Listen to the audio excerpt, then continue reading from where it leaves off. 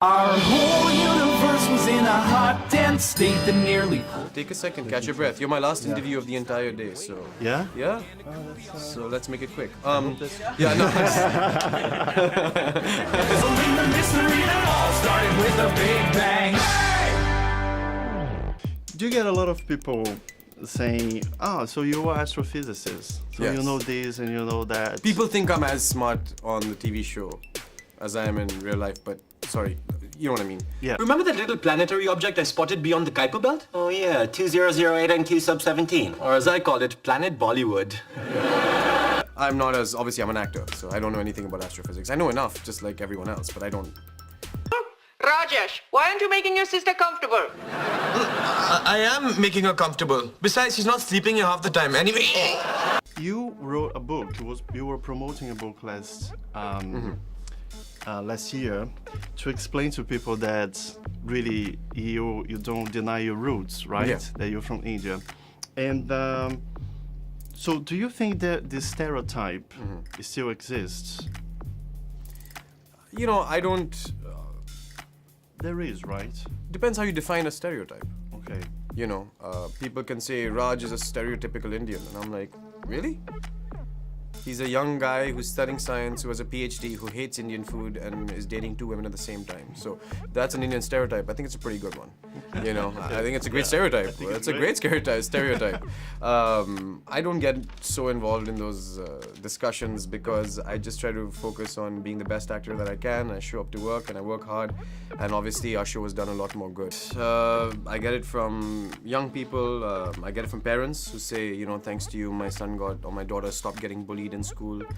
Thanks to you, my daughter wants to be an astrophysicist. You know, my mom had cancer and she was very sick, but she loved Big Bang Theory, so we sat in the hospital and watched all the reruns. One of my dearest friends lost his father, and one of their favorite things was to watch Big Bang Theory together. And so his last dying days, they just did a full marathon, for a 24-hour marathon. And then he passed away happily in his sleep, you know, because he was, that show meant so much to them. Wow. So I think,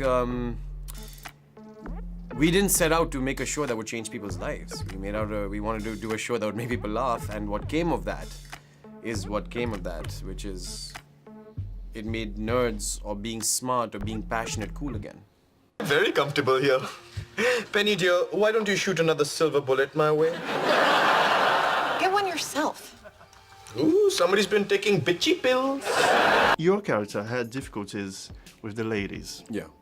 And you needed a bit of... Alcohol. Exactly. Yeah. Now he's better. Yes. Yes. Without alcohol. How can you put that in perspective with your own life? You know, I don't need alcohol to talk to my wife.